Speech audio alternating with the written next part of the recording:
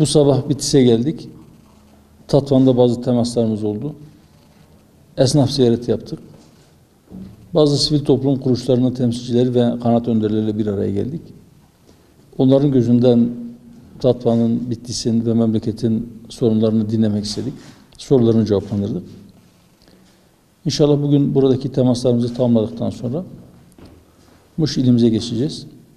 Memleketi dolaşıyoruz. Genel anlamda diyebilirim ki halkın hemen hemen her kesiminin en az %80-85'inin gündeminde ekonomi var.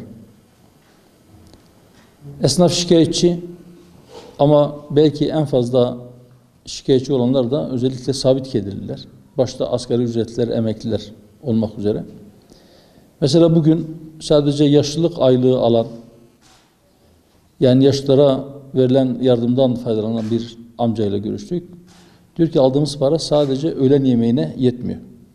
Gerçekten özellikle de gıda maddelerinin fiyatının astronomik olarak artmış olması karşısında dar gelirler, sıkıntılı günler yaşıyorlar. Elbette bunun pek çok sebebi var. Döviz fiyatlarının çok artması, dünyada küresel olarak enerji fiyatlarının artması, bir enerji ve gıda krizinin sıklıkla dillendiriliyor olması, psikolojik bazı nedenleri de üzerine eklenince özellikle gıda maddeleri çok hızlı bir şekilde fiyatları artıyor.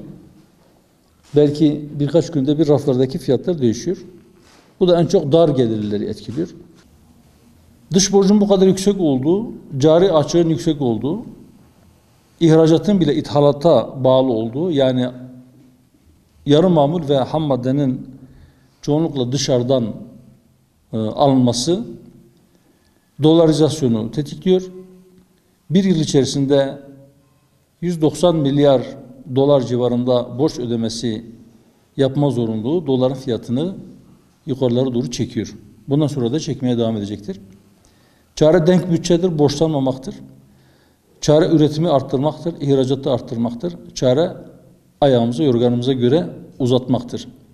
Eğer bu çarelere başvurulmazsa, eğer bu kapitalist ekonomi sistemin içerisinde belki en sık başvurulan yöntemlerden bir tanesi veya kapitalizmin hem devlet idarelerinden hem şahıslardan hem şirketlerden istediği açık finansmandan vazgeçmezsek korkarım ki biz bu borç yükünün altında daha uzun süre ezilmeye devam edeceğiz.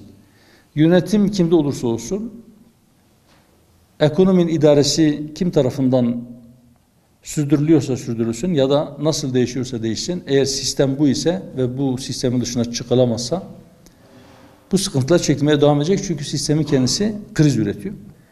Gençlerin değerlerden soyutlanması ya da değerler eğitiminin yeterince önemsenmemesi veya terk edilmesi, bunun ismine ne diyeceksek diyelim, gençlerimizi öyle bir hale getirdi ki artık onların yaptığı işlerden belki büyükler olarak bizler utanır hale geldik, fakat onlar yaptıkları şeylerin çok doğal olduğunu düşünüyor olmalılar ki yaptıkları o çirkeflikleri, o densizlikleri bir de görüntü olarak çekip sosyal medya üzerinden paylaşıyorlar. Fakat bu konuda o gençleri suçlamak belki düşebileceğimiz en büyük yanlışlardan bir tanesidir. Onlar o duruma durup dururken gelmedi. Onlar o hale getirildiler. Küresel bazı hesaplar var. Maalesef tedbir alması gerekenler de sadece seyirci kaldıkları için özellikle eğitim dünyasına sesleniyorum. Bu gibi görüntüleri biz artık sosyal medyada görmeye başladık. Bizim acilen değerler eğitimine ağırlık vermemiz lazım ve eğitim sistemimizi isminden başlayarak bütün yönleriyle yeniden bir kontrol etmemiz, bir check etmemiz lazım ve mutlaka bunu değiştirmemiz lazım. Belki görüştüğü partilerin, siyasi partilerin yelpazesi en geniş olan partilerden bir tanesiyiz. Biz hem iktidar partisiyle, yani AK Parti ile hem de muhalefet partileriyle görüşüyoruz dönem dönem. Ve sıklıkla da şunu vurguluyoruz. Siyasi partiler arasındaki diyalog kapıları açık olmalıdır. İttifaklarla ilgili sorulduğunda da biz şunu söylüyoruz. Seçimlere henüz bir yıl var. Bugünden, hatta belki bir yıl öncesinden bu yana, yani seçimlere 2 yıldan fazla bir zaman kalmışken siyasetin gündeminin ittifaklar üzerine yoğunlaşması Türkiye'ye kaybettiriyor. Karamsar bir tablo çizmek istemiyorum ama şunu daha önce de söyledik. Evet, tarımsal girdi fiyatlarında çok ciddi artışlar var. Sadece yakıt değil, gübre, ilaç, tohum, Bunların fiyatları da arttı. İşçilik maliyetleri de arttı. Toprak kirası da arttı. Her çiftçi kendi toprağını ekmiyor. Bazıları toprağı kiralıyorlar. Bu girdi fiyatlarının bu kadar yükselmesi çiftçinin gözünü korkutmamalı. Zaten gıda fiyatlarında anormal bir artış var. Eğer çiftçi toprağını boş bırakırsa ben maliyetimi karşılayamam ya da zarar ederim korkusuyla toprağın bir kısmı boş kalırsa korkarım ki fiyatlar daha da yükselecek. Biz yıllardır yani pandeminin başından beri 2 yılı aşkın bir süredir yaklaşık 2,5 yıldır biz buna dikkat çekiyoruz. Diyoruz ki gıda çok stratejik bir sektördür. Mutlaka gıda sektöründe Türkiye kendi kendine yeter bir halde kalmalıdır. Şu an itibariyle bu çok mümkün görünmüyor.